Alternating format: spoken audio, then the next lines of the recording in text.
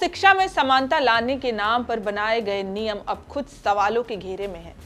क्या जातिगत भेदभाव खत्म करने की कोशिश कहीं नई दीवारों को तो नहीं खड़ी कर रही? और क्या सबसे बड़ा सवाल ये है कि क्या यूजीसी का नया इक्विटी रूल संविधान की कसौटी पर खरा उतर रहा है?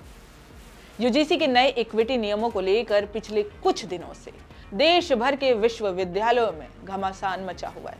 छात्रों और शिक्षकों की आपत्ति के बाद यह मामला सुप्रीम कोर्ट तक पहुंचा। नमस्कार, मैं हूं आपके साथ गरिमा शर्मा और आप देख रहे हैं इंडिया.com। दरअसल यूजीसी के नए नियम promotion of equity in higher education institution regulation 2026 पर सुप्रीम कोर्ट ने तत्काल रोक लगा दी है।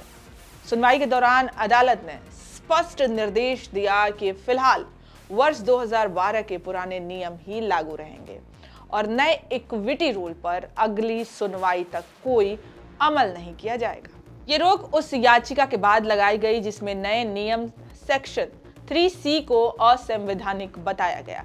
याचिकाकर्ता का कहना था कि ये प्रावधान मनमाना और भेदभावपूर्ण है और इससे कुछ वर्गों को उच्च शिक्षा से बाहर किए जाने का खतरा पैदा हो सकता है। सुप्रीम कोर्ट ने सुनवाई के दौरान कई अहम सवाल उठाए। कोर्ट ने पूछा कि जब भेदभाव की परिभाषा पहले से सभी तरह के भेदभाव को कवर करती है तो जाति आधारित भेदभाव को अलग से परिभाषित करने की क्यों जरूरत पड़ी? कोर्ट ने यह भी सवाल किया कि कैंपस की एक बड़ी समस्या रैगिंग को नियमों में शामिल क्यों नहीं किया गया।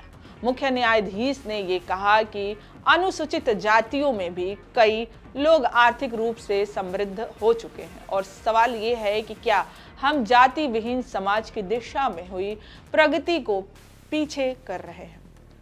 अलग अलग जातियों के लिए अलग हॉस्टल की सोच पर भी कोर्ट ने कड़ी आपत्ति जताई और कहा कि शैक्षणिक संस्थाओं में भी भारत की एकता दिखाई देनी चाहिए।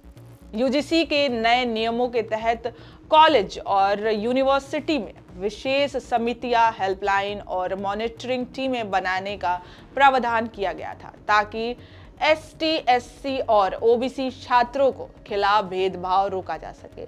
सरकार का दावा था कि ये बदलाव उच्च शिक्षा में निष्पक्षता और जवाबदेही लाने के लिए जरूरी है।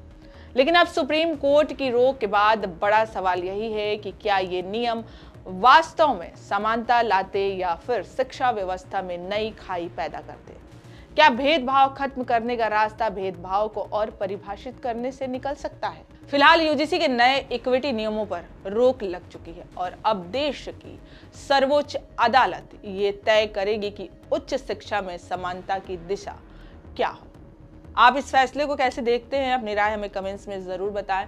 वीडियो पसंद आए तो लाइक, शेयर और इंडिया.com को सब्सक्राइब करना ना भूलें।